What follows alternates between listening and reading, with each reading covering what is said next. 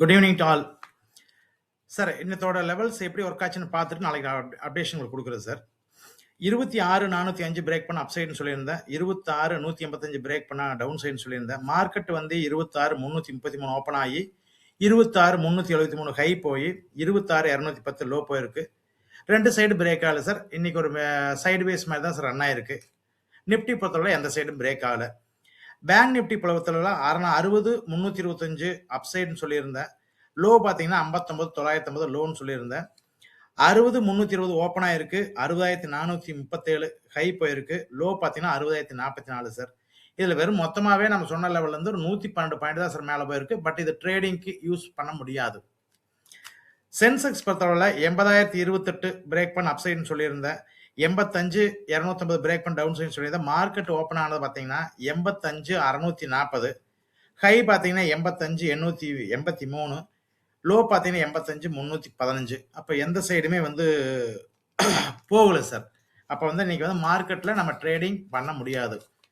என்னன்னா ஏதாவது ஒரு சின்ன லெவலில் ட்ரேட் பண்ண தெரிஞ்சால் இன்னைக்கு யூஸ் ஆயிருக்கு. இல்லைன்னா ட்ரேடுக்கு என்ட்ரிக்கு சான்சஸ் இல்லை சார். இது இன்னத்தோட பொசிஷன். நாளத்தோட லெவல்ஸு. அதுக்கு முன்னாடி சார் நீங்கள் சேனல் தான் ஃபஸ்ட் டைம் பார்க்குறீங்கன்னா சேனலை சப்ஸ்கிரைப் பண்ணுங்கள், பெல் பட்டன் கிளிக் பண்ணுங்கள் சார். உங்களுக்கு ஏதாவது டவுட் இருந்தால் நீங்கள் கமெண்ட் பண்ணுங்கள். எனக்கு அப்போ தான் மோட்டிவேட் பண்ணுற மாதிரி இருக்குது.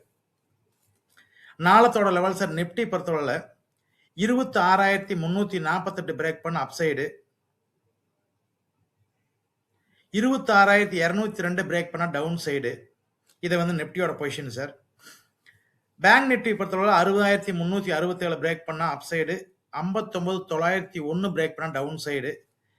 சென்செக்ஸ் பொறுத்தளவுல 85,782 பிரேக் பண்ண அப் சைடு, 85,213 பிரேக் பண்ண டவுன் சைடு.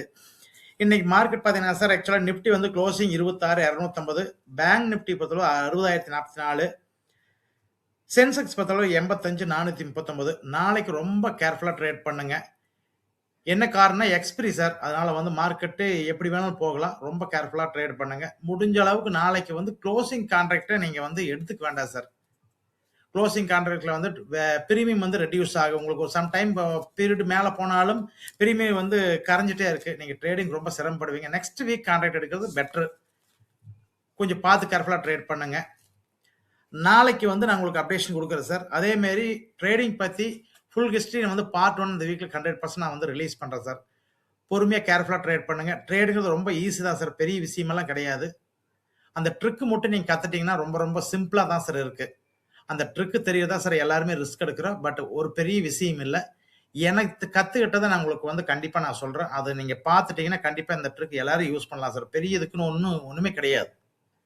இது ஒன்றும் பெரிய கோர்ஸ் கம்ப்ளீட் பண்ணணும் இல்லை, அதுக்குன்னு நான் இது நாலேஜ் டெவலப் பண்ணணும் இல்லை. மார்க்கெட்டு எப்படி போகுதுங்கிறதோ அந்த நாலேஜ் நீங்கள் டெவலப் பண்ணிட்டீங்கன்னா ஓகே சார். மற்றபடி இது ஒரு பெரிய விஷயம் கிடையாது. எல்லாரும் செய்யக்கூடிய விஷயம் தான். உங்களோட ஃபண்டு நீங்கள் ட்ரேட் பண்ண போகிறீங்க. இதில் ஒன்றும் பெரிய விஷயம் கிடையாது. கொஞ்சம் கேர்ஃபுல்லாக ட்ரேட் பண்ணுங்கள் சார். நான் இந்த வீக்கில் அந்த வீடியோ ரிலீஸ் பண்ணுறேன். நாளைக்கு ஈவினிங் இதே டைம் மீட் பண்ணலாம். தேங்க்யூ.